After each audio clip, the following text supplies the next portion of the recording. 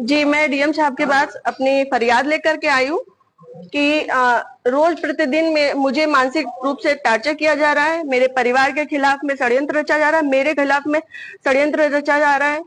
और ये षड्यंत्र के सूत्रधार जो है वो आदरणीय हमारे पूर्व सांसद सुब्रत पाठक जी हैं, जिन्होंने हमारे गेस्ट हाउस को लेकर के हमें ये कहा कि हम भू माफिया हैं।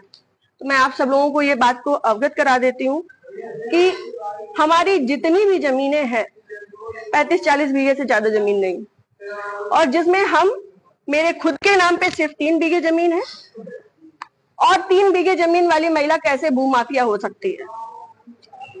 और 35-40 बीघे की जमीन में हम मेरे ससुर साहब, मेरी सासू माँ, मेरे हस्बैंड और मेरे देवर देवरानी 6 लोग आते हैं। इतनी सी जमीन में कैसे लोग भू माफिया हो जाते हैं? जो ये बड़ा उससे कह रहे हैं कि चपुन्ना के भू माफिया।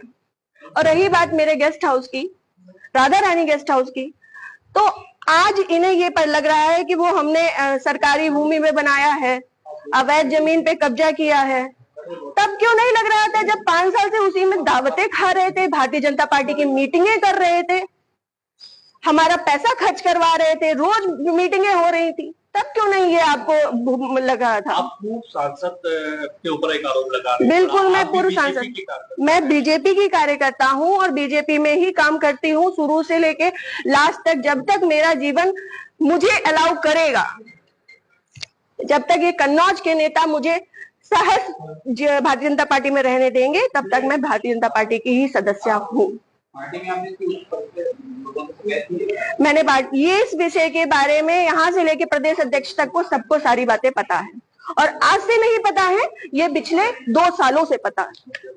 मेरे पिताजी, मेरे ससुर साहब, मेरे हस्बैंड, हम सब लोगों के लिए हत्या तक का मतलब षड्यंत्र रचा जा चुका है, और विगत के चुनाव के निर्णय के बाद ही रचा गया है।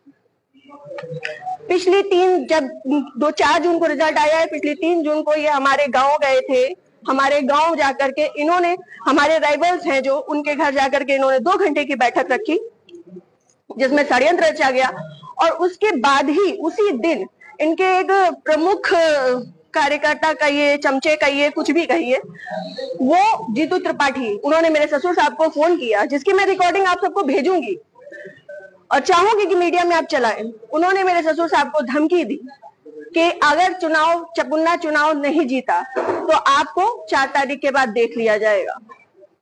उसके बाद से ये सारा षड्यंत्र रचा गया।